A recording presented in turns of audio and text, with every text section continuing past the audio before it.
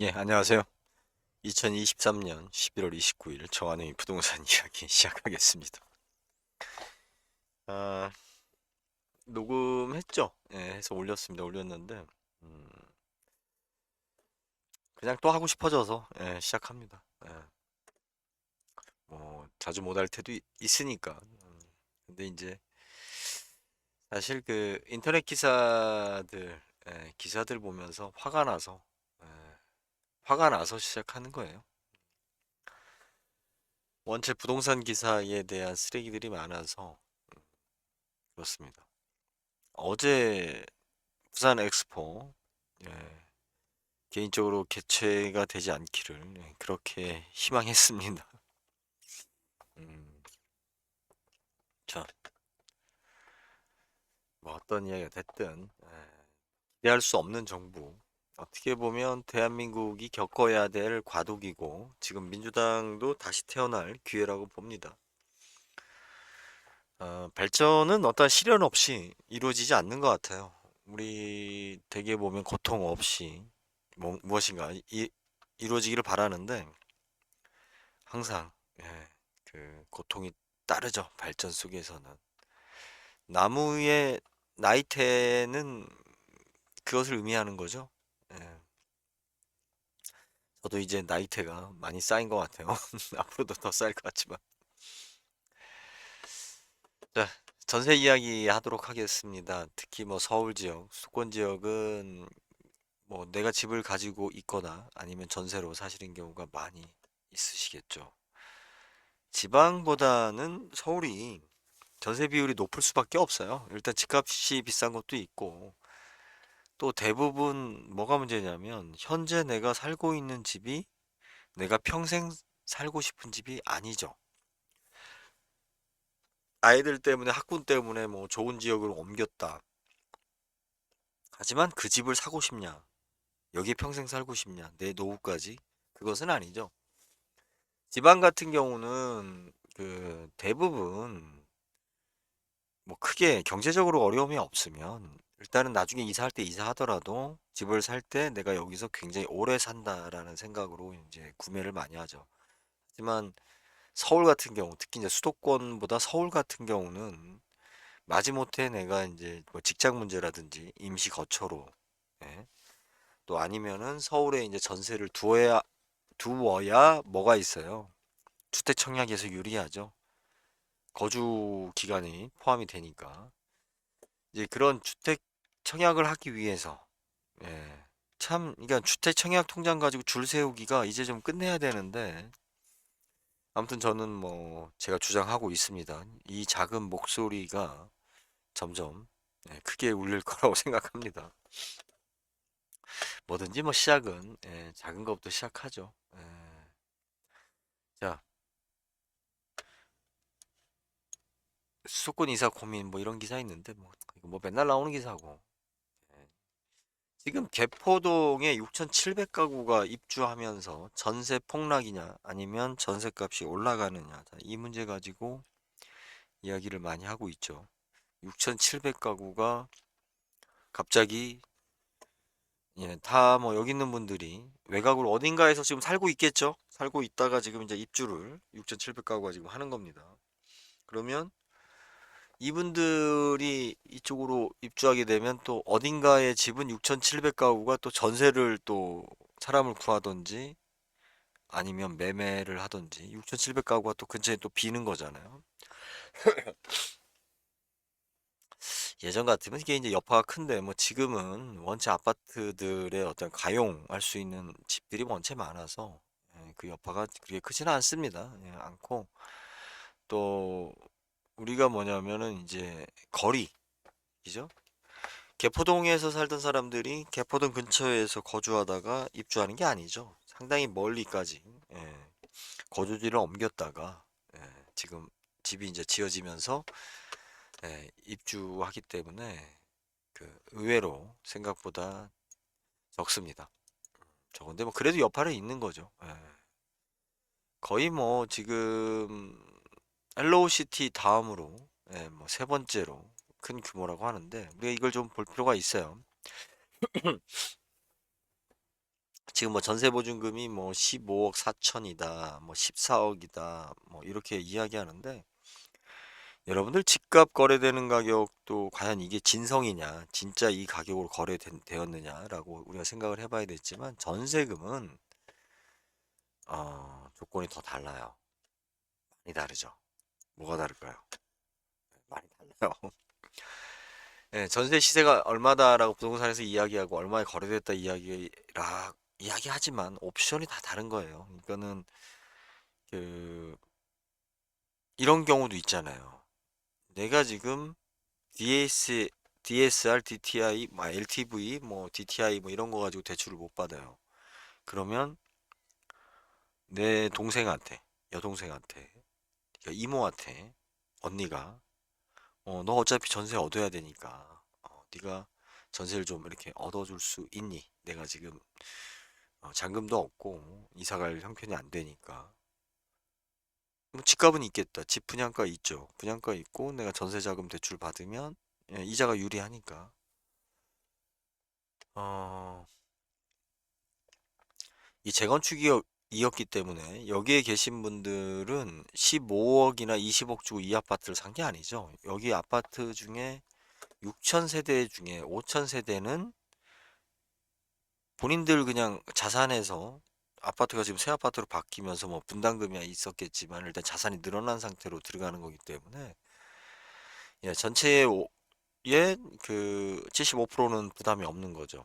어찌 됐든 자기 전세로 들어가든 뭘 하든 뭐 어떻게 하든 부담이 없는 거고 일반 분양을 받은 한 1200세대 정도가 예를 들어서 내가 잔금을 준비를 못했으면 어떻게든 전세를 돌려서 입주를 해야 되는데 그리고 이제 본인들이 당장 입주할 여건이 안 되면 뭐 전세를 구하겠죠.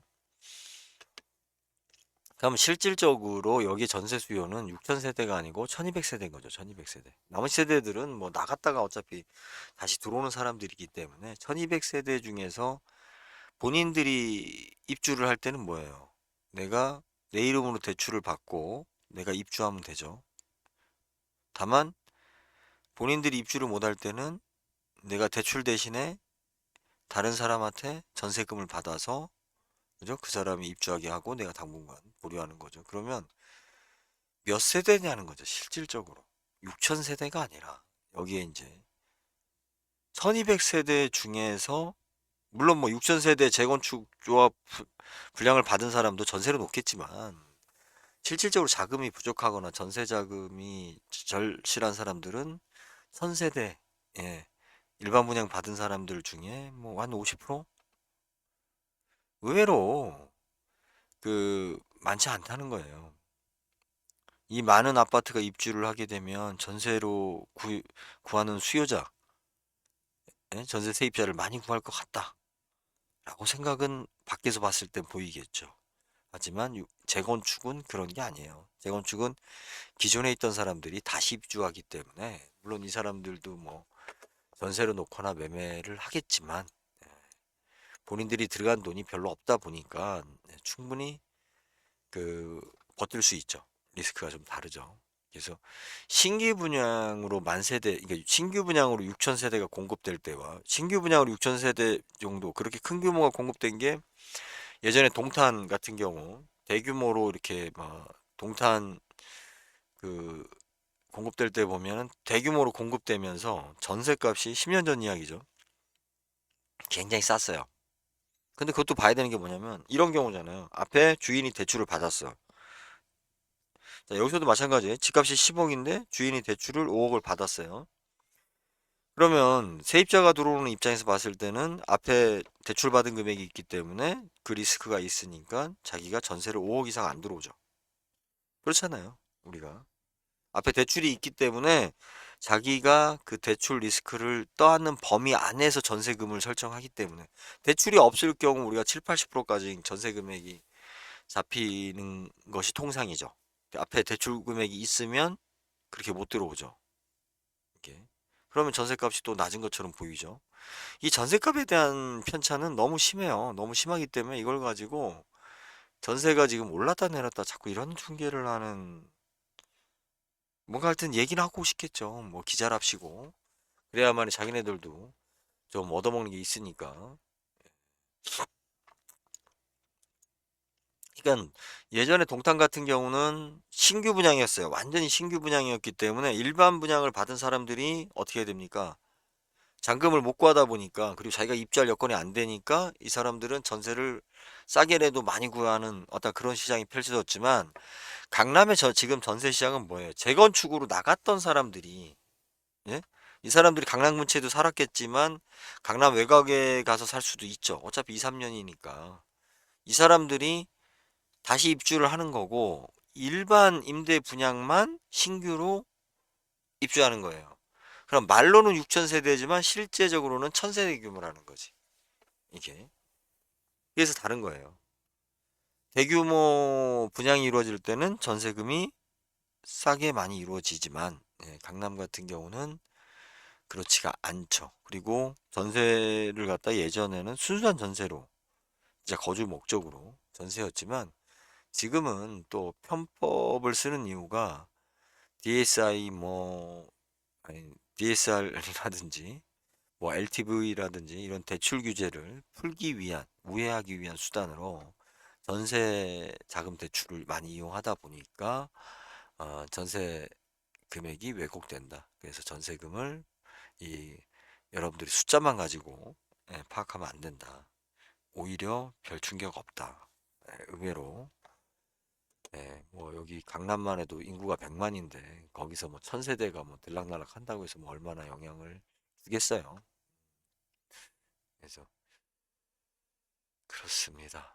어, 다음 개포 신축 입주까지 5년 이상 공백의 수요자 몰려라고 되어 있지만, 그렇지 않아요. 너무 많아요, 집이. 너무 많습니다. 이런 기사 보고 조급증 나고 흥분하고 그러지 않으셨으면 좋겠습니다. 그래서 그냥 저 기사 보다가 예, 그죠. 이게 경쟁률이 156대 1, 그러니까 재건축 같은 경우는 지금 여기 개포동 같은 경우는 그래도 좋은 거고요. 그런 거잖아요. 기존의 집주인들이 자기네들이 조합원들이 어떻게 됐든 자기 자산 가치를 올려야 일반 분양하는 사람들한테 눈탱이를 씌울 수가 있으니까 적극적인 마케팅을 하죠. 자기네 아파트 좋다고 재건축, 재개발 흥분해서 다 자기 돈하고 관련되어 있으니 얼마나 좋다라고 떠들겠습니까? 네. 그런 거예요. 사람 욕심이. 우리가 이제 여기에서 이제 꼭 여러분들이 기억하셔야 되는 게 뭐냐면, 똑같은 재건축, 재개발이 아니다라는 거예요. 여기에 있는 사람들은 일단 배운 사람도 많고 경제적으로나 규모 단위가 다르죠. 크다 보니까 일을 진행하는 것도 많이 달라요. 사람들이 그렇게 무대뽀적이진 않아요.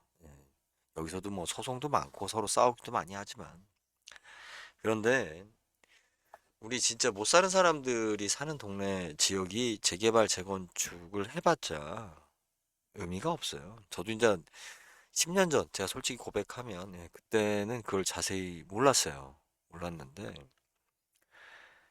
이게 자리가 좋고 그러니까 하드웨어적인 요소들이 좋다라고 해서 거기 부동산 값이 결정나는 게 아니라, 결국은 누구냐, 거기에 사는 사람들이 누구냐라는 거예요. 사람에 대한 컨텐츠가 결정적입니다.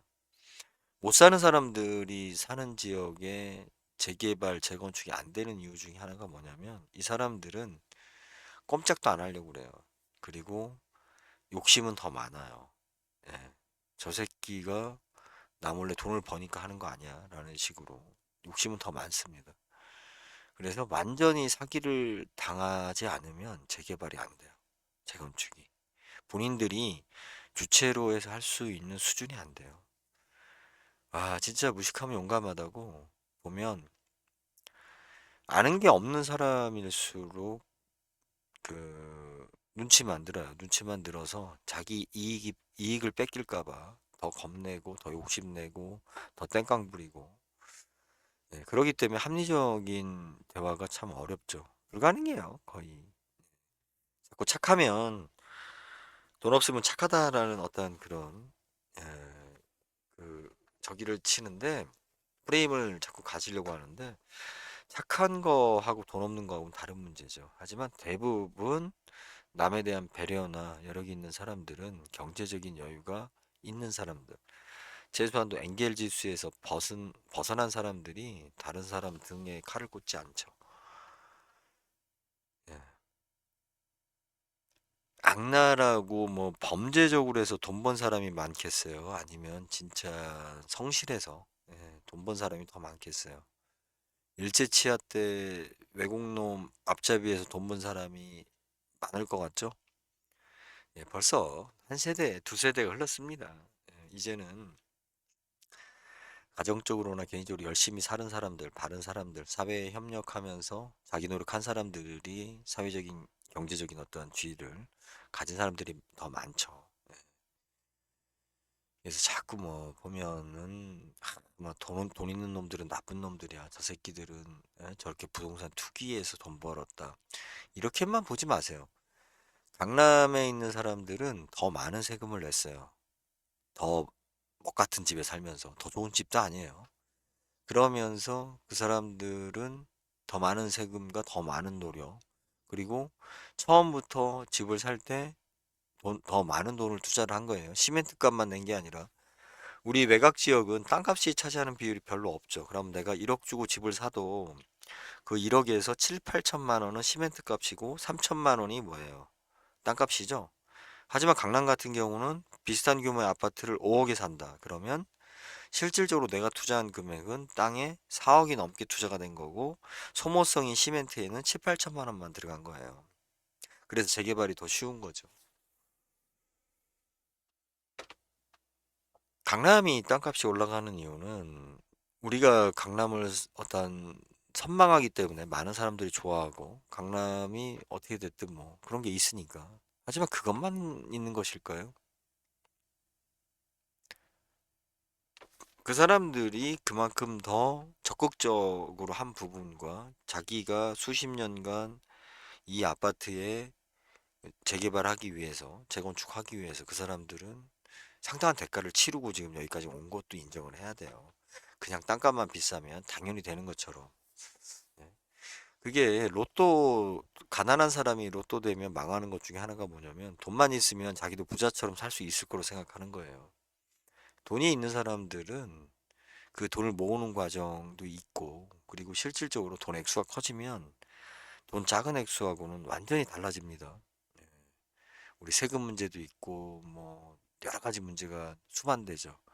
그런데 이제 그런 걸 생각하지 않고 쉽게 생각하는 사람들이 강남을 욕합니다.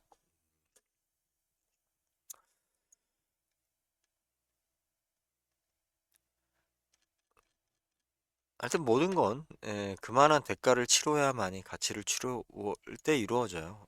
그래서 지금 뭐 특히 이제 신규로 입주하면서 이제 전세 물건이 있느냐 뭐 이런 이야기가 나오는데 전세 가격은 제가 개인적으로 봤을 때는 뭐 전체적으로는 좀 떨어질 거라고 보여집니다. 전세 가격이 전체적으로는 떨어지는데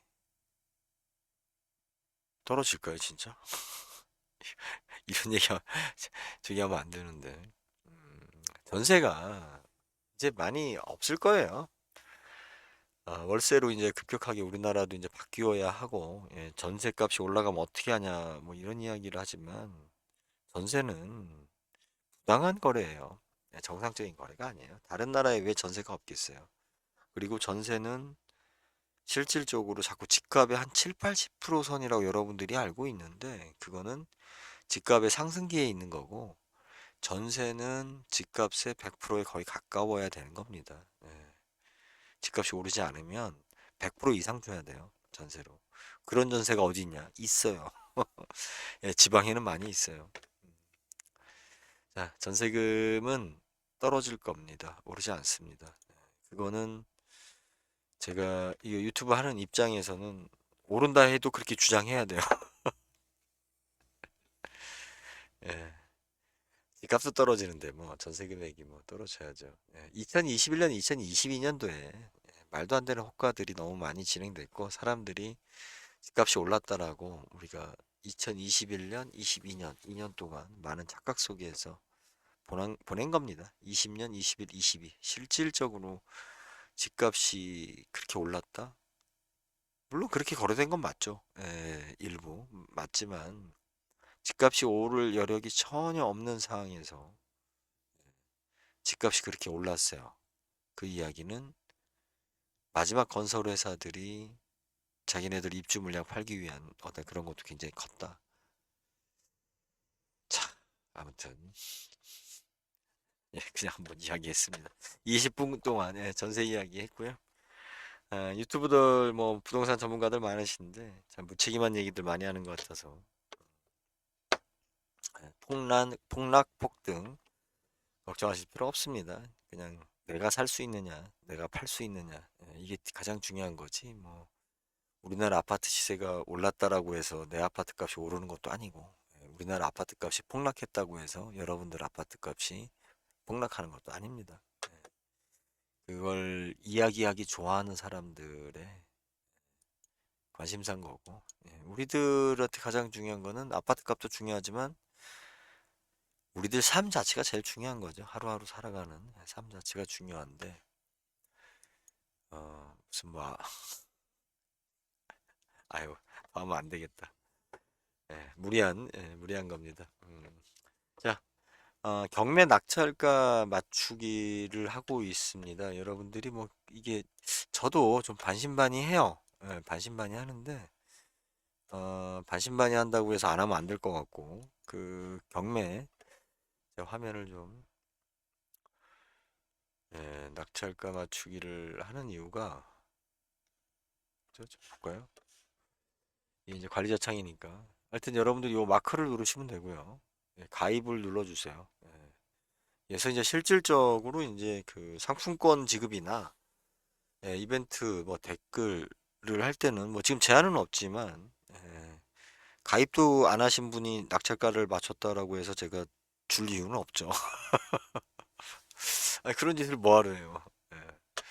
뭐 그거는 뭐 잘 맞추셨네요 라고 이제 추천하면 되고 지금 제가 최대한으로 아마 그 지금 3개 올린 것 같아요. 송파구 송파동 재건축 아파트하고 수지구 동천동 아파트하고 그리고 대전 샘머리 아파트하고 이제 대구나 뭐나 다른 지역도 한번 오르겠습니다. 그래서 지금 뭐 다 조회수가 없죠. 이거는 지금 오늘 올린 거니까 조회수가 거의 없죠. 이것도 그렇고 예, 없죠. 댓글이 없어요. 근데 이제 여러분들이 경매를 2023년 뭐 11월 29일 어이씨 여러분들이 경매를 배우는 가장 좋은 방법이기도 하고요. 그리고 우리가 이제 재미죠, 뭐 재미. 원래 뭐 도박은 뭐 재미부터 시작을 하는 거예요. 경매 자체가 도박이기 때문에 저도 지금 하도 오래간만이라 좀 자신감은 없어요. 예전처럼. 예전에는 거의 뭐 진짜 뭐 점쟁이 마냥 낙찰가라든지 입찰자 수에 대해서 자신 있게 이야기하고 했는데 아, 지금 그렇습니다. 그래서 여러분들이 가입을 누르시고요. 990원입니다. 월 990원이에요. 아이씨 뭐 이거 왜 해야 돼라고 하시는 분은 뭐 저도 뭐 예. 그리고 경매 낙찰가를 이게 처음에는 분명히 참여하는 분이 극소수라 잘 진행이 안 될 거라고 보여져요. 그렇지만 꾸준히 하면 여러분들이 깨우칠 거라고 보입니다. 특히 내가 이 어떠한 물건을 보고 고민하고 그 가격을 내가 한번 해보면 이 사람이 집중도가 다르기 때문에 예, 아파트에 대해서 좀 냉정하게 진짜 가격이 어떤 가격이 적정선인가 우리가 그걸 파악을 할 줄 알아야죠.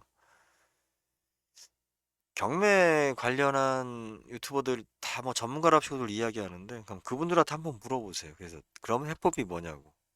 자기가 아파트 뭐 권하면 그러니까 자기가 권하는 부동산 사면 된대요. 아니면 앞으로 이제 좋은 시대가 오니까 그때 사시면 된대요. 앞뒤 없는 얘기예요. 전혀. 그런 게 도움이 되는 게 아니에요. 제가 부동산 유통 혁명을 하겠다는 건 뭐냐면 지금 유튜브 자체도 우리가 그 방송에 대한 혁명이죠. 유튜브 채널 자체가. 이렇게 되기 위해서는 어떻게 된 겁니까? 인터넷망도 좋아졌고 유튜브 서비스도 보면 10년 동안 굉장히 많이 바뀌었어요. 유튜브 서비스가 굉장히 많이 업그레이드 돼가지고 이제 작업하기가 굉장히 좋아졌죠.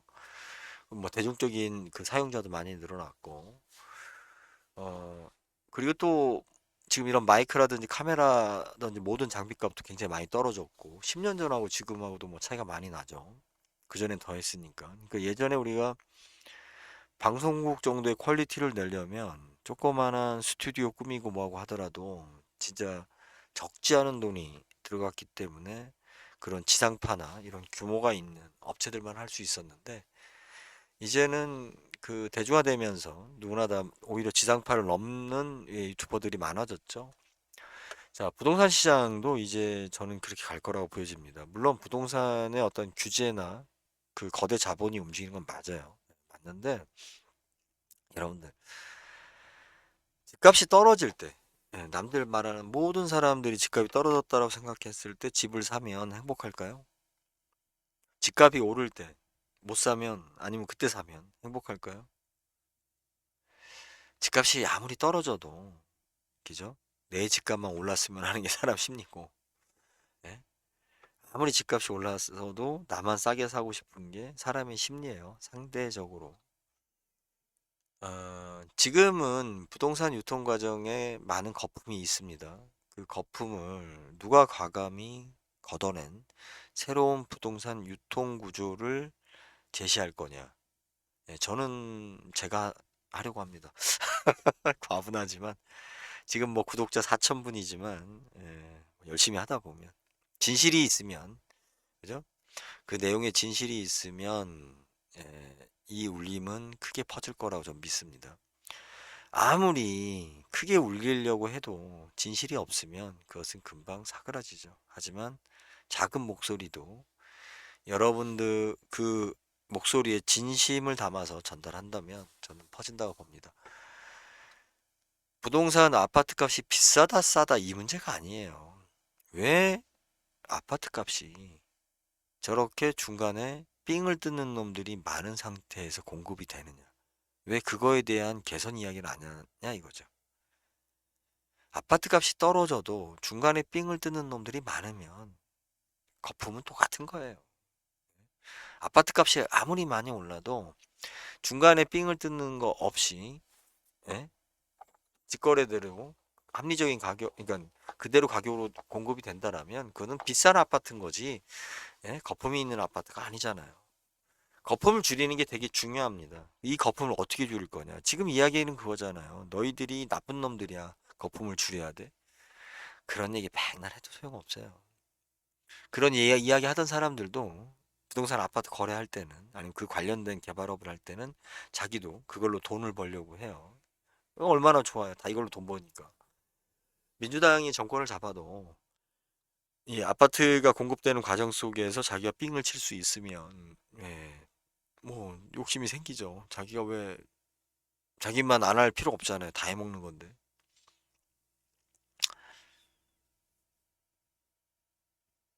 공급가를 낮추는 것은 공급가 거품이 심하니까 공급가를 낮춰야 된다라는 것은 헛소리예요.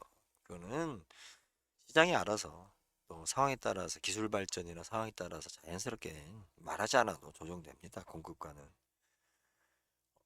우리나라 아파트 문제를 사람들이 많이 이제 착각하는 게 뭐냐면 자꾸 건설사가 요즘 좀 나아져서 시행사 이야기하는데 그게 아니라 건설사가 뭔가 돈을 해먹는 것처럼 이야기하세요. 정부와 부패한 관료 집단과 그죠? 자본 집단이 해먹는 겁니다. 네, 건설회사 물론 건설회사가 자기가 자본도 되고 권력의 줄을 대죠. 건설회사들이. 근데 건설회사들은 바지고요. 대장동 사건 보십시오. 대장동 사건에 연루된 사람 중에 부동산 전문가가 누가 있어요? 변호사 회계사, 네, 정관계 로비. 대장동의 아파트를 공급하는 데 있어 진짜 우리가 좋은 집을 주택을 공급해 보자. 어떠한 자기 그 신념을 실현하기 위해서 주택 개발을 하는 사람이 누가 있습니까?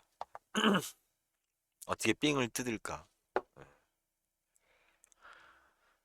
자, 그냥 여기까지 했습니다. 여러분들 가입 신청해 주세요. 예, 좋아요, 구독 아니에요. 그 단계 넘어가야 돼요. 가입입니다. 가입이어야 하고, 예, 이렇게 해서 이제 우리가 진행이 되면, 이 지금은 아주 작지만 이 부동산 유통 혁명을 위한 첫 걸음을 나아가고자 합니다. 너무 제가 거창하게 말하는 것 같은데, 뭐, 안 될 건 또 뭐 있어요. 된다라는 보장도 없지만 안 될 것도 없어요. 예, 우리는 21세기를 사는 겁니다. 뭐, 이렇게 뭐 박살났네 뭐하네 이런 아이 의미 없습니다. 자, 부동산에 대한 진정한 진실된 소리를 전달을 누가 하는지 뭐 여러분들이 판단하실 거라 믿습니다. 자, 여기까지 하겠습니다. 저는 여기까지만 하겠습니다. 오늘 많이 녹음했네요. 많이 막판에 조회수가 좀 부족했어요. 예, 여기까지 하겠습니다. 감사합니다.